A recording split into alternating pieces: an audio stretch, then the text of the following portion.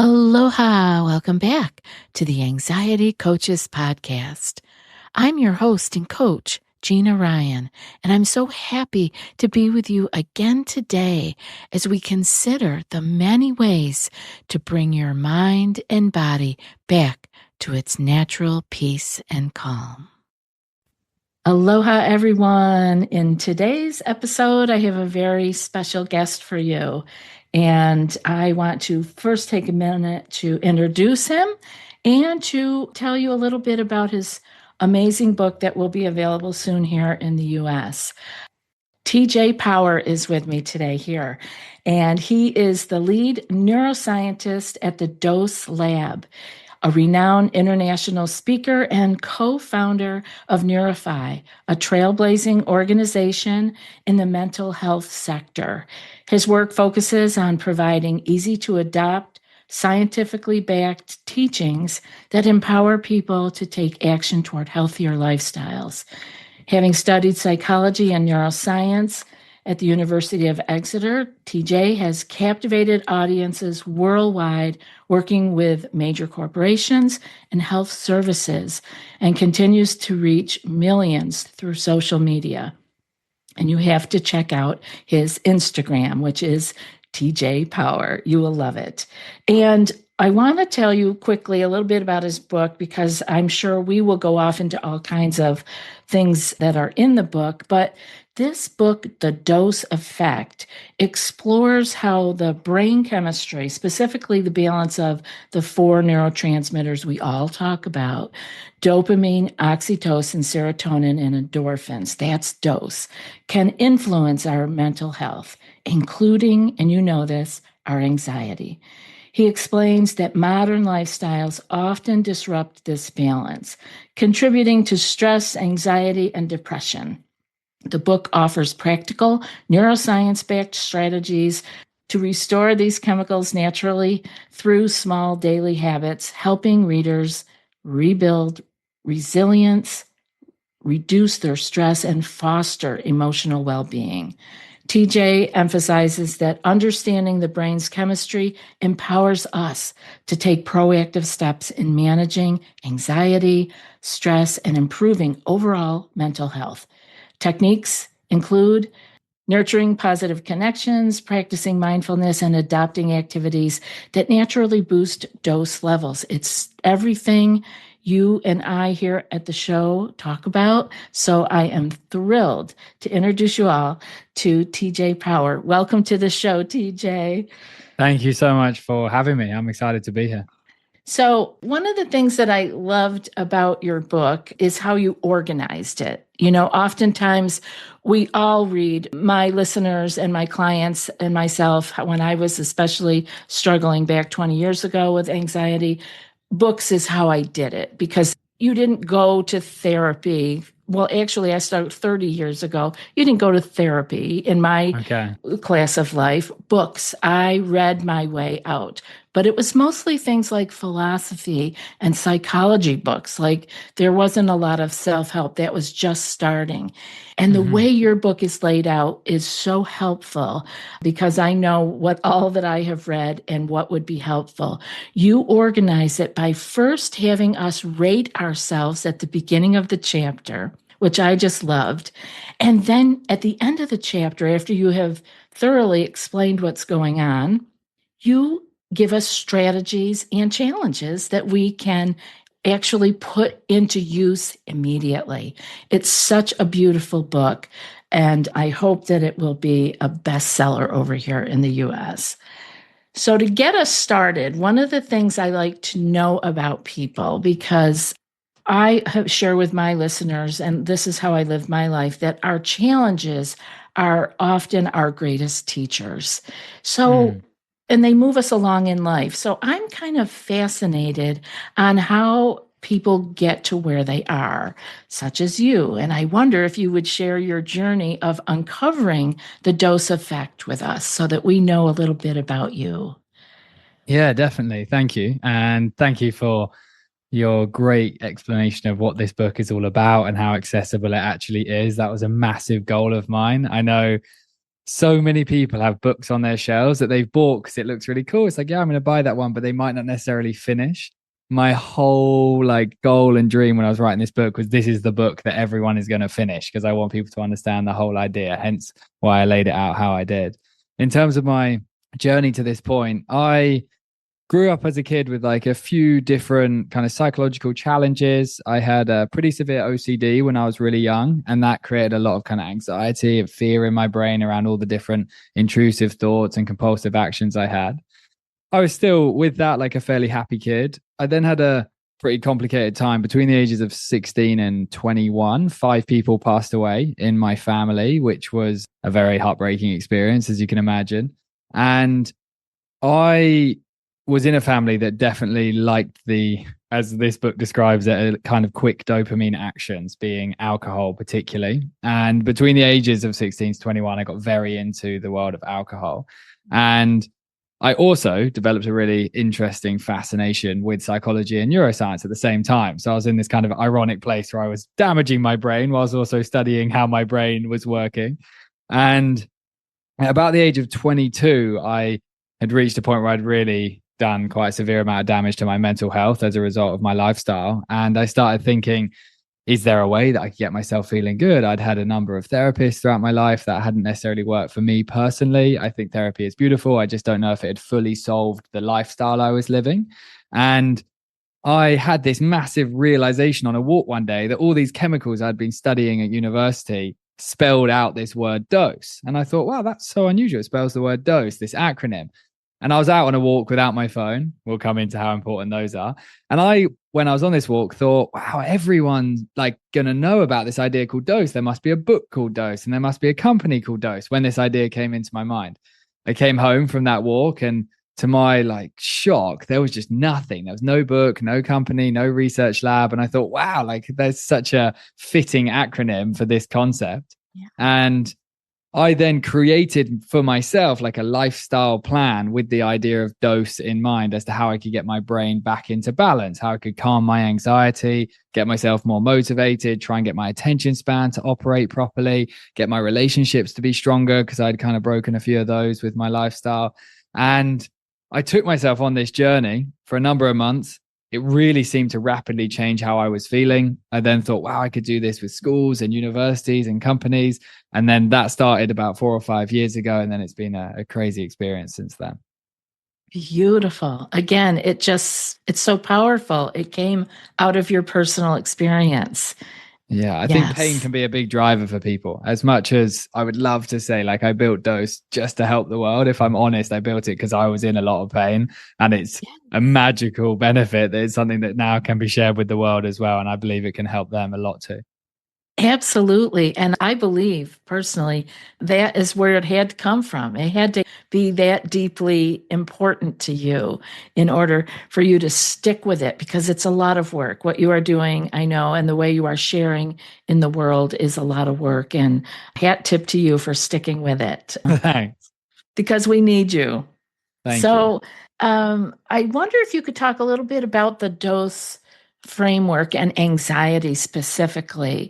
How do the imbalances of the dose chemicals contribute to anxiety? Because this is what most of my people are dealing with, along with other things in life too. But if we could hear a little bit about how the dose chemicals and how they are all panning out in our lives can contribute to our anxiety and stress. Yeah, definitely. So with this, anxiety is something I relate to massively. Even last week, I had a period of time where I was feeling pretty low and pretty anxious. So I relate to that experience very strongly. And effectively, with the study of neuroscience in general and these chemicals, these are really chemicals that are having a massive impact on our nervous system. So when you're studying neuroscience, you're not just studying the brain, you're also studying how our entire nervous system functions. With anxiety, we know that like a lot of fear is often taking place within the nervous system when the body is in that kind of state. The thoughts then can go very rapid, they can be very negative, they can be fearful, our hearts can beat faster, and so on. And effectively, with each of these chemicals, they evolved for hundreds of thousands of years to serve a function for human survival. So when we were out there in the wild and we needed one chemical to motivate us to do hard things, dopamine was there. We needed one chemical to connect us to the other humans and form social bonds in our tribes. We had oxytocin. Serotonin was motivating us to energize our body with nutrition and sunlight and sleep. And then endorphins was helping us cope with the physical aspect of life of having to run and hunt and be so like physically strong and mobile. And when each of these is out of balance, it sends a clear message to our brain that can make us feel uncomfortable as a way of trying to drive us to change our behavior. And if you think of alcohol as a simple example, if alcohol didn't create hangovers, everyone would probably drink a lot more alcohol than we already drink. But the reason we experience a hangover is because our brain knows, like, oh, this wasn't necessarily good for our dopamine and our gut health and our serotonin and so on. So we're going to send a message making you feel uncomfortable or sick or worried or whatever it might be, that's then going to try and alter your behavior so you don't continue down that path. And much of the modern lifestyle, to do with all kinds of our sleep and our relationship and our phones and substances and so on, are disrupting these chemicals' balance and therefore creating this kind of nervous, anxious feeling within our brain and body. Okay. So it's the imbalance, and the imbalance is happening because of how we're living our lives, pretty much. Right. Yeah, we just lived a very, very different experience of life for 300,000 years. We in our research lab study this thing called evolutionary mismatch, which is the idea that once upon a time, humans lived outside. We woke up, we hunted for food, made fires, searched for fruit, had very small, close, intimate, connected groups. And that's what we did for 99.9% of human history. And then in the last sort of even just 30 years, we've moved to a lifestyle whereby we sit inside all day. Our nutrition has changed massively. Our phones are disrupting our lifestyle and relationships massively. And as a result, all these brain chemicals that are very adaptive for that kind of life are going, what the hell's going on? Things are changing. And then as a result, we're experiencing messages of anxiety or fear or stress and so on. Right. And so actually, if I hear you right, it's the messages. The message is the pain, but that's what we need it. And we need to be paying attention to it because it means we need to make a correction. Could that be a way of looking at it? 100%. It's extremely useful that our brain is sending us the message. It's just very uncomfortable as well. But sometimes, like, uncomfortable things are actually very valuable for humans. And I, for example, when I was deep in the world of addiction, it was extremely useful that I lay in bed with my mind feeling really anxious. As much as I hated the experience at the time, it drove change in my life. And what I think we've got as a real difficulty now is when we're feeling anxious, we have sources of what we refer to in the book as quick dopamine that can really distract our brain from that feeling and almost feel like it's turning off the anxiety. So if you feel anxious, and there's like, I'm feeling anxious, but then you ate some chocolate, you'd think, oh, well, now I'm in that like pleasure dopamine state. I'm now not anxious because I'm eating the chocolate. Or aside from chocolate, it could also be the phone. When we're scrolling social media, it shuts down this like thinking within our brain.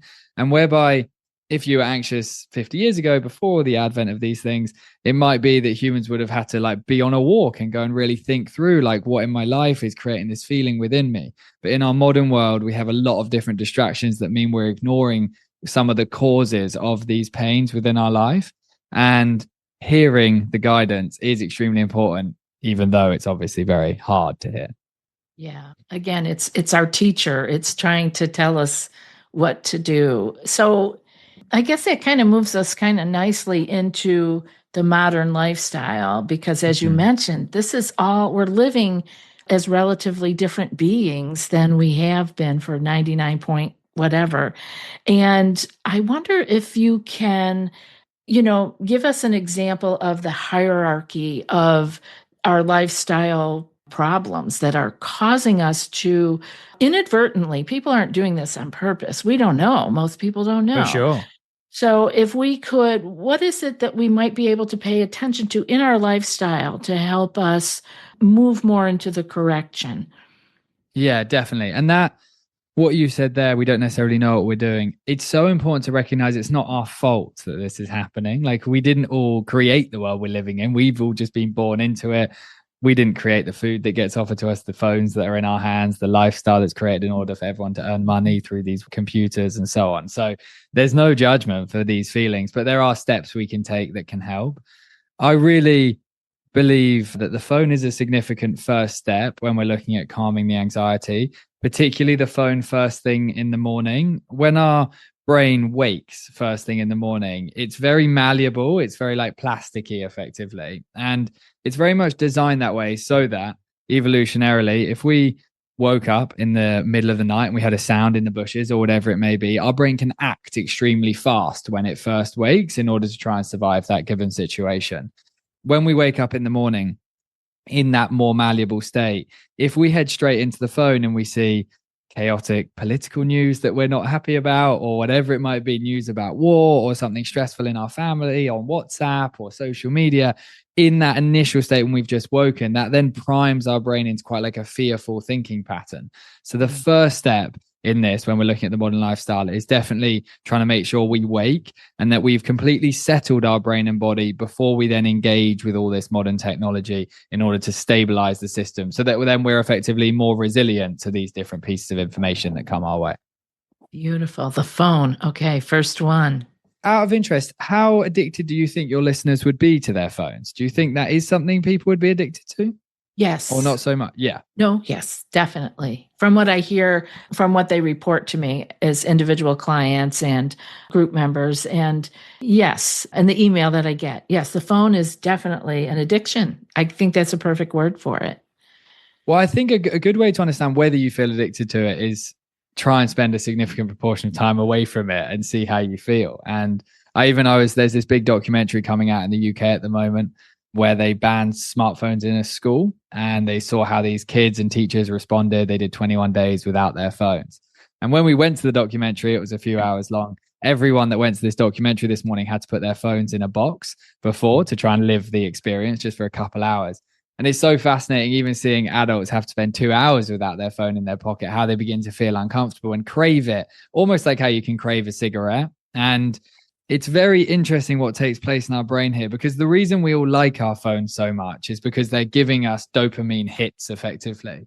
And originally, humans would have got a dopamine hit. For example, if you had been walking through a forest, you had a family to help survive and feed, and you're walking through a forest and you suddenly saw a banana tree, it'd be like, oh, nice. That would be a dopamine rewarding experience. Like, wow, we've got some food, or maybe some meat, or whatever it is, some kind of source that would have helped our survival, water, think tools that we could build with, food, and so on. But they were very infrequent, these moments of experiencing rises in dopamine, maybe a couple times a day. With the phone, every time we go in our WhatsApp or our email or our social media, we're getting this big rise in dopamine. The difficulty is, because it's unnaturally rising so much higher now than it normally would have done, we're then getting these rapid crashes in dopamine, because the brain is always seeking for balance. It wants to be at homeostasis, we call it in science. And because these rapid increases, it's getting these rapid decreases in a very similar way to what happens with a hangover.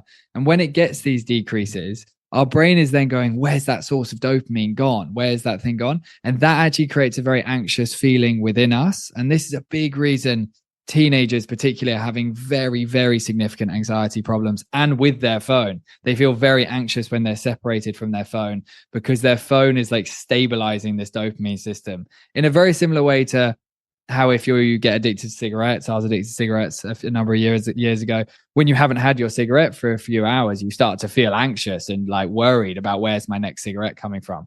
And I think society is very much underestimating that the phone is quite a key source of that fearful feeling within our bodies. It's incredible. And it's incredible how I'm older, so I see how quickly and how short of a period in my life the phone has been. Like, I didn't grow up with phone. My kids didn't grow up with phone. It's been such a short amount of time, but if you are young enough that it's been in your life the whole time, you live a totally different existence. And so your brain chemistry is working differently. Like, I'm sure it's easier for me to put my phone away than a teenager, because I've lived that. Because, back in the late 80s, not to give away my age or anything, but back in the late 80s, when my children were in elementary and middle school, a couple of mothers and I did a thing kind of like what people are probably doing in the school you were talking about with the phones. Yeah. And this was only the late 80s. It's not that long ago. We did unplug the plug-in drug for a week.